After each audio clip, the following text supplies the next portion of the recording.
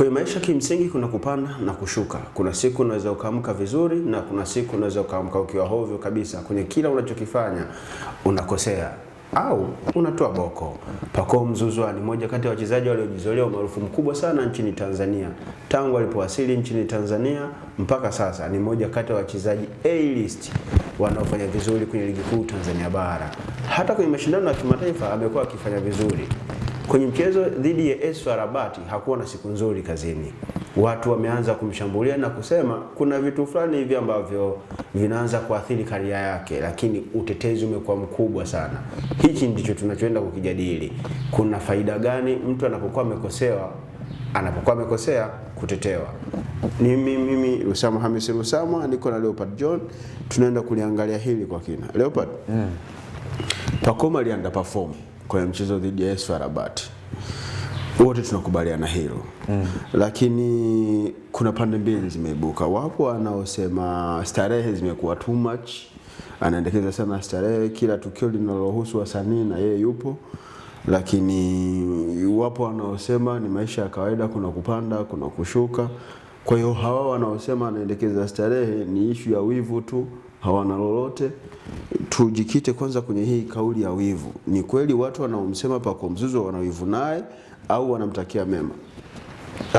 Kwanza kwa mchezaji wote wa soka, hiyo kuwa na ups and downs nyingi ni sehemu moja wapo pia ya maisha ya wachezaji, kwa maana hakuna mchezaji ambaye kwenye msimu mzima atakupa ile consistency ya moja kwa moja, kwa maana atakuwa na performance ile ile kuanzia msimu unavyoanza hadi unapomalizika. Kwa maana kama akiwa kwenye peak basi atakuwa hivyo hivyo hata asipungue kwenye engo moja ama nyingine. Lakini kwa upande wa Pacome Zouzoua unaona wanaomjaji kwamba anafanya, yani yuko kwenye kiwango duni kwa wakati huu kutokana na mechi mbili ambazo Young Africans ametoka kucheza ligi ya mabingwa barani Afrika. In general Young Africans timu nzima, sio kwa mchezaji mmoja mmoja, kwa maana Pacome Zouzoua ilikuwa hawako kwenye ile format nzuri, kwa maana timu kwa ujumla kuanzia kwenye mbinu za mwalimu, wachezaji wenyewe, timu wake yao kiwanjani, lakini pia ile winning mentality kwa wachezaji ilikuwa haipo. Kwa hiyo kila mchezaji alikuwa kama vile anajaribu kucheza mwenyewe kuliko kitimu zaidi. So hiyo inakwenda kukosti moja kwa moja kwa mchezaji, kwa sababu mchezaji ataamua kuvaa uhusika wa mechi and then anataka aamue mechi mwenyewe. So unamkuta baadaye mechi inakuwa inampalia kwa sehemu moja ama nyingine. Sawa, tuangalie uwepo wa Pacome Zouzoua kwenye kila tukio linalohusu watu maarufu la kistarehe, la kiburudani. Late night unamkuta Pacome Zouzoua. Hii ina afya kwake kama mcheza mpira? Kwa sehemu unaweza kusema pengine sasa kwenye swala la kuhudhuria kwenye hizo event inawezekana ikawa haina madhara moja kwa moja, kwa sababu ni sehemu ama ni maisha nje ya soka, kwa maana pengine vinaweza visihusiane na soka.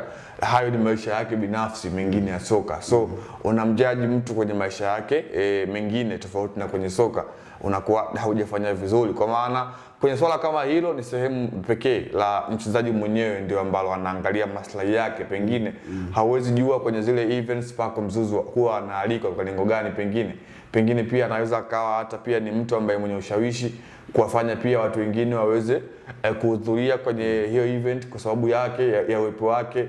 Kwa hiyo kila sehemu ambapo anakuwa anafanya inakuwa ina sababu, sio tu kwamba anafanya ili mradi anafanya. Kwa sababu mimi naamini miongoni mwa wachezaji ambao ni professional na lazima waishi ki professional. Pacome Zouzoua ni miongoni mwa wachezaji ambao ni very very professional. Mpaka inafika stage anajumuishwa kwenye kikosi cha Mwalimu Folz kwenye squad ambayo ilikwenda kucheza mchezo wa kufuzu michuano ya World Cup I think. Alikuwa ni dhidi ya Shelisheli. Yeah, of course alikuwa ni miongoni mwa hao wachezaji. So unaangalia profile yake ambavyo imeshiba. Sawa. Ukiangalia professional players the way ambavyo wanapaswa kuishi. Nimewahi kufuatilia Manchester United wachezaji wanavyoishi, Arsenal wachezaji wanaoishi, Real Madrid. Moja kati ya vitu ambavyo wachezaji wanasisitizwa ni kutokuapia mara kwa mara kwenye kumbi za starehe. Kujihusisha na vilevi, kujihusisha na ngono ni kitu ambacho wanakatazwa wachezaji. Kwenye kumbi za starehe hivi vitu nilivyovitaja vina mahusiano makubwa sana. Pacome amekuwa akionekana kwenye kumbi za starehe kama ulivyosema na maisha yake binafsi, lakini kwenye kila professionalism kuna do's and don'ts, kwamba yale unayoruhusiwa kufanya na yale usiyoruhusiwa kufanya. Kwenye mpira wa miguu, mmoja kati ya vitu vinavyochangia kuwaharibu wachezaji ni kumbi za starehe. Kwa nini unamtetea Pacome Zouzoua? Unajua mchezaji lazima utamjaji ndani ya uwanja, kwa maana namba zake zikaanza kupungua kwenye kiwanja.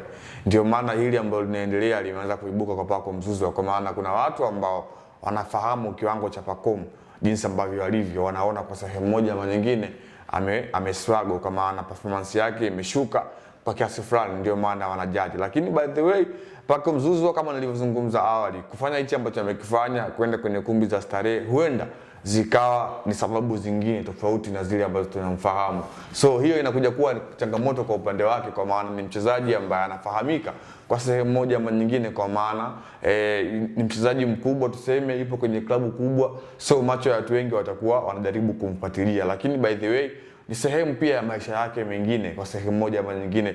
Mfano mzuri tutakutolea kwa Mohamed Hussein Zimbo Junior. Mohamed Hussein ukachilia mbali kazi yake ya uchezaji mpira, na yeye mwenyewe amekuwa anazungumza, amekuwa pia ni mtu ambaye anapendezwa kuwa dancer ama kuwa medsi kwenye zile harusi mbalimbali, sherehe za harusi mbalimbali anaendaga na anakuwa ni sehemu ya hiyo crew. Hiyo ni matukio machache sana, yani kwenye kwa mwaka anaweza kaonekana matukio mawili au moja.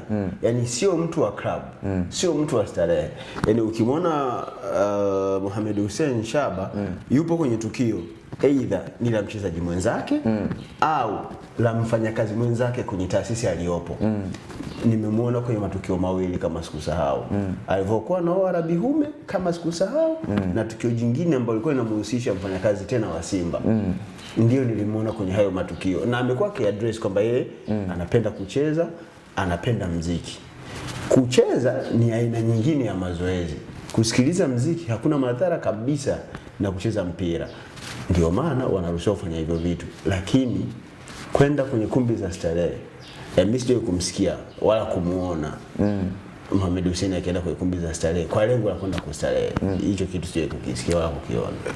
Kwa upande wa Pacome, wanaomjaji wakati yupo kwenye starehe huwa hawamjaji Pacome Zouzoua akiwa yupo kwenye gyms na mazoezi yake binafsi, kwa maana waanze kumbezi na hapa leo hatuwezi kufikia mwafaka. Moja kati ya vitu tumeshakubaliana ni kukubali kutokukubaliana. Leo Pajona anaamini moja kati ya vitu ambavyo haviathiri performance ya Pacome Zouzoua ni yeye kutokea kwenye kumbi za starehe, kwa sababu ana muda wa kwenda kufanya mazoezi. Anyway, tujipe muda tuone kitu gani kitakuja na haya yanayozungumzwa kuhusiana na Pacome Zouzoua. Hii ni The Golden Boot, mimi Lusamo wa Misri Lusamo.